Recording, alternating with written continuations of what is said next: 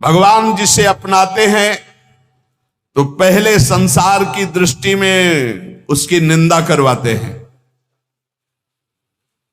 तैयार हो जाओ, मत जलन पैदा करो। ये निंदा क्यों होती है? ऊंचाई पर चढ़ाने के लिए। भगवान अपनी ऊंचाई पर जब चढ़ाते हैं भक्ति की, तो ये निंदा ही है, अपमान ही है, तिरस्कार है, विपत्ति है। भगवान जिसे अपनाते, तुकाराम जी कह रहे हैं, पहली दृष्टि में उसकी निंदा कराते हैं, फिर ऐसा जगत बंद है। इनका खेल इनसे क्यों पूछे कोई, क्यों करते हो ऐसा? अब आराम से बैठे समुद्र के किनारे पर्णकुटी में भजन कर रहे हैं माधवदास बाबा। इतना आनंद भजन में आ रहा कि भिक्षा मांगने भी नहीं गए। ठाकुर जी स्वयं अपने भोग की थाल ले जाते हैं, और वो कोई विक्षेप न पड़े भजन में, इसलिए दरवाजे की तरफ पीठ की हुई ऐसे भजन में बैठे। बाबा दंडोत, कुछ नहीं बोले। ये भोग की थाल जगन्नाथ जी ने भेजा है, आप पा लीजिए। तो इशारा कर दिया कि रख दीजिए, अभी भजन पूरा हो जाएगा तब पा लेंगे। और इशारा कर दिया कि बाद में ले जाना, हम धो के कुटिया के सामने रख देंगे। जब लोग देखा इतना सुंदर प्रसाद, सब प्रसाद पाया, मान धो करके समुद्र से ऐसे कुटिया पे रख दिया। अब वहां मचा के भोग की थाल गायब हो गई। कौन गायब किया, कैसे? सबको पता है कि जब भोग लगता है तो भोग लगाने वाले जो निज अंग पार्षद होते हैं बाहर बैठते हैं, कोई घुसा है नहीं। कहां से चल? किसी ने बताया कि माधवदास बाबा की कुटिया के सामने एक थाल, क्या वही भोग की थाल है? सब भाग के गए, देखा, बोले यही थाल। खूब डंडे से पिटाई की माधवदास बाबा। अब आप ये बताओ कि महाराज पहले सुंदर सुंदर भोग पवाते हैं और फिर डंडा चलवाते हैं, इनकी कैसी विचित्र लीला है। फिर किसी ने कहा कि आप ये तो विचार करो, ये तो यहां से जाते ही नहीं है, वहां कैसे पहुंच गए? तब पूछा कि तुम्हारे पास थाल कैसे आई? तो बोले हम, मुझे पता नहीं, कोई पीछे से बोला था कि भोग प्रसाद जगन्नाथ जी ने भेजा है, तो हमने पा लिया, पाके धोके। फिर उन क्षमा याचना की। अगली रात्रि में बहुत ठंडी से शरीर कांप रहा था, तो अपनी रजाई उड़ा दी। और आप ठंडी में ऐसे, जब पार्षदों ने सुबह मंगला में देखा तो ठाकुर जी की रजाई गायब, तो पता चला माधवदास बाबा उड़े। तब सबको पता चला कि वो तो सिद्ध महापुरुष स्वयं ठाकुर जी ने पहुंचाई भोग की थाल। ये काहे को करते रहते? इनकी मौज, इनके खेल है, इनके खेल है, उनके जन है वो, उनके। अब प्रेमी जन इस बात को समझ पाएंगे, संसारिक आदमी कैसे समझ पाए? ये क्या खेल है? पहले माल छलाते फिर डंडा पर, तो इनका खेल है। अब अगर तैयार हो इस खेल में तो फिर आओ हरि चरणारविंद की तरफ। तुकाराम जी कहते हैं, ये जिसे अपनाते हैं तो वंदे होने पर भी संसार निंदे, उनकी निंदा करता है और पीछे जगत बंद बनाते हैं। इसलिए कसौटी पर कसने के लिए तैयार रहो। ऐसा वो क्यों बोला? क्योंकि हरि बुलवा रहे हैं।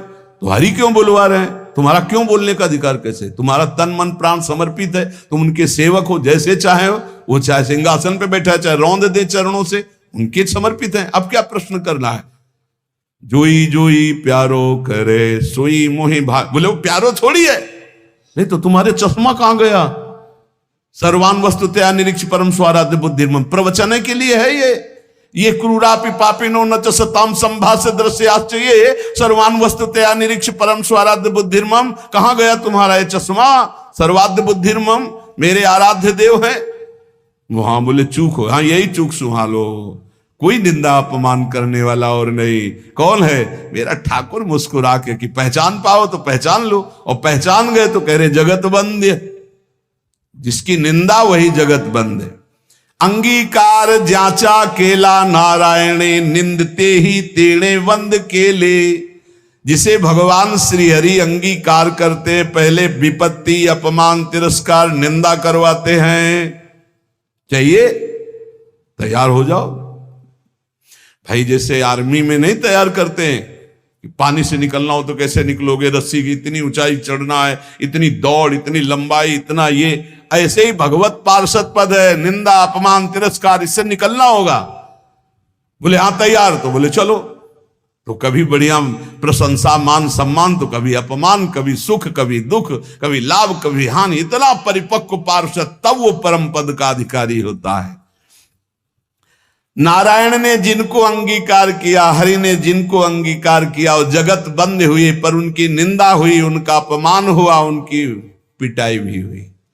ये इतिहास साक्षी, इसलिए तैयार रहो ना, हरि का आश्रय लिए हो मजबूत बनाए जाओगे, पक्का तैयार रहो। हरि पार्षद हर बात के लिए तैयार रहे कि हम राजी हैं उसी में जिसमें तेरी रजा है मालिक। अरे बचपन से ऐसे ऐसे जंगल, ऐसे ऐसी जगह, ऐसे ऐसे रात्रि, सियार पास से बोल रहे हैं जो जिंदा खा जाए, उल्लू बोल रहे, झप झप गंगा जी की धारा, और ऐसी आवाजें, सांप की फुसकार, और अंधेरे में कुछ दिखाई नहीं दे रहा, रात्रि पार करनी, न टार्च न बिजली न कुछ। वहां कौन है? हरि शरणम भगवान। आज तक कभी बीछी ने नहीं मारा, कभी सांप ने नहीं काटा, कभी किसी कीड़े ने नहीं काटा, कभी भूत प्रेत ने हमको कोई सताया नहीं, कभी कोई कहीं कुछ नहीं। अगर हम भूखे रहे तो इतना आनंद प्रदान किया हरि ने, कदम कदम पर सुख प्रदान किया। नहीं, डरना नहीं, भगवत मार्ग में डरना मना है। अभय किस बात से? अगर तुम्हें चाहिए ना कि अभी तुम मर जाओ तो हम जीना क्यों चाहें? तुम चाहते हो कि अभी तुम्हारी निंदा हो तो हम प्रशंसा क्यों चाहेंगे मालिक? आप जैसे राजी रहोगे। आप चाहते हो अस्वस्थ रहो तो हम स्वस्थ रहना क्यों चाहेंगे? आपकी चाह के विपरीत कोई त्रिभुवन में कदम रख नहीं सकता। हमारी वाणी से आप ही बोलते हो, हमारे कदम आपके ही शक्ति से चलते हैं, हम आपकी ही दृष्टि से दिखाए देख रहे। हमारा अस्तित्व क्या है? हमारा तन मन प्राण सब कुछ आपका है। अब नाथ जैसा खेल खेलो। जैसे एक कपड़ा दे दिया, हम इसको पैर में बांध ले, हम सर में बांध ले, वो हमारी इच्छा। ऐसे हमने अपने जीवन को प्रभु को दे, अब चाहे पैरों से रौंदा दे, चाहे आप पुजवा दे, ये उनका खेल है। भक्त को चाहिए कि ये तैयारी कर ले। तुकाराम जी कहते हैं, अजामिल में कौन सा गुण रह गया था पर भगवत प्राप्ति हुई। भिलनी कौन सी कुलवान और विद्वान थी पर भगवान का दुलार प्राप्त हुआ, साक्षात्कार हुआ। चाहे जितना ब्रह्म हत्यारा राशि राशि के पाप हो, मेरे हरि की शरण में आ जाए तो महर्षि बन जाएगा, ब्रह्म ऋषि बन जाएगा। इसका उदाहरण वो देते हुए कहते हैं, भगवान जिसको अंगीकार कर लिए वही जगत में बंदनीय है, वही प्रमाणित है। भगवत भक्ति के बिना जीना भी जीना क्या।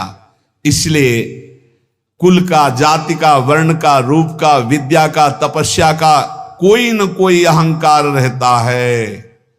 इन अहंकारों का मर्दन करके भगवान निर्मल बना देते हैं। काहे को चिंता करते हो? चिंतन करो हरि का। कोई भय, कोई शोक, कोई चिंता उसको स्पर्श करती है जो हरि विमुख है, हरि शरणागत को के। हम राजी हैं जब उसी में जिसमें तेरी रजा है, तो हमें परेशानी किस बात की है? हम मरने के लिए राजी हैं, मिटने के लिए राजी। मेरा अस्तित्व क्या है आपके सिवा? मेरा अस्तित्व क्या है? इसलिए बहुत सावधानी पूर्वक अजामिल, शबरी, गीद, कितने ऐसे उदाहरण भगवान ने कहां कहां से इनको उत्तम पदवी प्रदान की, परम पद प्रदान किया। तुझ करिताम नावे ऐसे काहि नाही।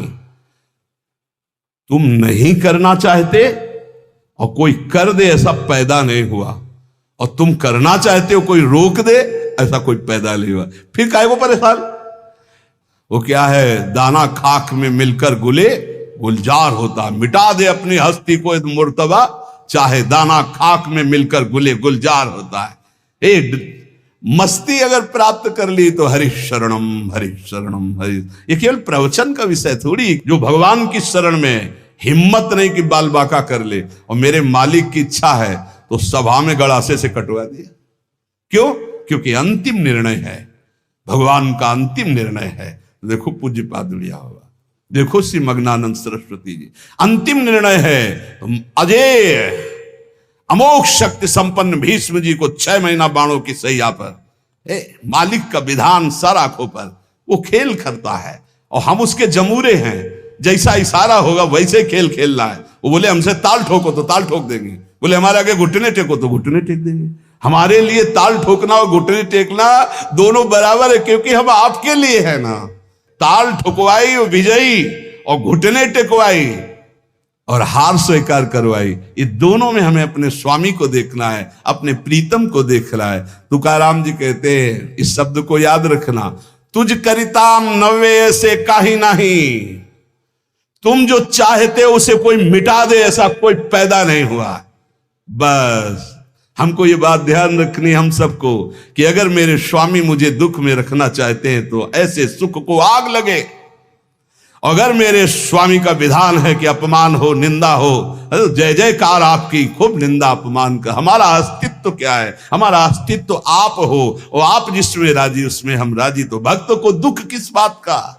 दुख की सत्ता उनके लिए है जो प्रभु से विमुख है, जो प्रभु से अलग है। इसलिए सदैव प्रभु से चित्त जोड़े रहो, निरंतर नाम जप करो, गुरु कृपा का आश्रय लेकर भव समुद्र से पार हो जाओ। शेष चर्चा आगे। श्री राधा वल्लभ लाल की।